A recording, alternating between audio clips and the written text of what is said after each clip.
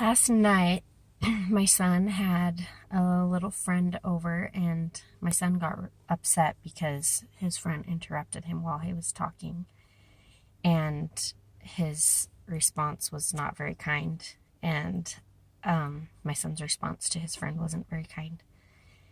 And so after his friend left, I got talking to him about that and how the importance of the way that we respond and treat people, even when they do something that we don't like, and that we're always going to have, people are always going to do things that bother us or offend us or hurt us. And we need to learn a way to manage our emotions and manage our response. So we talked about how it's okay to have feelings, and, that it's okay that that made him mad because he said it made him really mad. And I said, but the right thing to do is respond with kindness and say, "Oh, I wasn't done talking. Please don't interrupt me," or whatever. And I just said, "Don't you think that that might be a better way to respond?" And he kind of said yes, but then he said, "But I think my way's right. And I don't feel, unless I can get mad, then I feel more mad." And so he was trying to convey to me that in order for him to feel better, he needed to get his feelings out, essentially. And so he said that the only way for him is to get mad. And I said to him, well, you're right that if we don't let our feelings come out, then they stay inside of us. But we need to choose when and where we let our feelings come out. And I talked to him about how, when we need to go to the bathroom, we need to go to the bathroom, but we need to choose where we go to the bathroom, and we need to make it to the toilet and not just relieve ourselves wherever we are. And I think that our emotions are the same way, just like we intake food and water, they go into our body and then they need to be released and they need to come out. But obviously, we need to use the restroom. And we have experiences, we have feelings, we have emotions that come inside of us based on things that we experience and things that we intake. And they too need to come out, the parts that are in excess or are not good, just like, our body takes in nutrients and then it releases what our body doesn't need. So as I talked to him, I just said, so we do need to let our feelings out, but when we let our feelings out on the people that we love, if they're not kind feelings, then people can get hurt and it can make us lose friendships. And so we need to manage our emotions and choose what to do with them. So I just had a couple ideas, some things that I've learned about ways to release your emotions in the proper way and time. So obviously, if using the example that happened to my son, someone interrupted him, it made him upset. There's a lot of different ways we could choose to respond. We can be irritated and snippy, or we can even allow that person to cut in and allow them to talk and then say, I wasn't quite finished. Do you mind if I finish what I was saying? Or we can say, "Oh, please don't interrupt. I wasn't done talking." There's different ways we can handle it. And I'm not saying that we become doormats.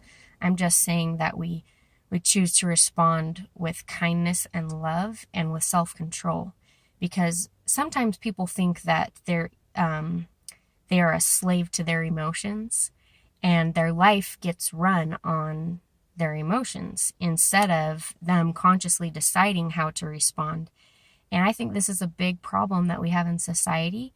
I think it's a huge issue we have in relationships and marriages, that people allow their emotions to drive their actions instead of their heart and their mind consciously choosing how to respond. So when you have emotions that you've experienced, negative ones or hard ones, like you're upset, you're hurt, you're frustrated, you're angry, anything like that, I've found a couple ways that can be helpful to releasing those in a good way in time. One thing that is really great, and depending on your personality or what really connects with you, one or more of these might be your pick, but to write down how you feel about something that took place, and just to lay it all out there without feeling inhibited. It doesn't need to be something somebody's going to read. Just write down everything you feel. I feel angry because I feel frustrated, because I feel sad, because I feel betrayed, I feel ripped off, I feel gypped, I feel overlooked, I feel invisible, whatever it is. Just write it all down, get it all out, cry if you need to, then crumple that paper up, rip it up, destroy it. I like to burn my paper because to me that's just, it feels good. Just burn my paper and it's gone. So it's not something that you would allow people to read. It's not something you're going to go back and read. You're just getting your feelings out. So this is an exercise that can be really helpful, especially if you enjoy writing. Another exercise for children and adults, you could draw a picture of how you feel, or and obviously it doesn't need to be a good picture. You don't need to be an artist, but using color and just using your hands and your body to express like that can be really powerful. And then my last idea is to actually be verbal, because again, when we have feelings and thoughts inside, they need to come out. But expressing them to the people who we feel frustrated or hurt by is not obviously always the best route. So to take a drive or to take a walk and to express how you feel as if that person were with you, or someone else, but it's not always great for us to express all those feelings to someone else, even not the person that we are frustrated with, just because then sometimes that gives our load to somebody else. I'm not saying we never talk and we never work through these things with people, but just using discretion as to when and what you share with people is wise.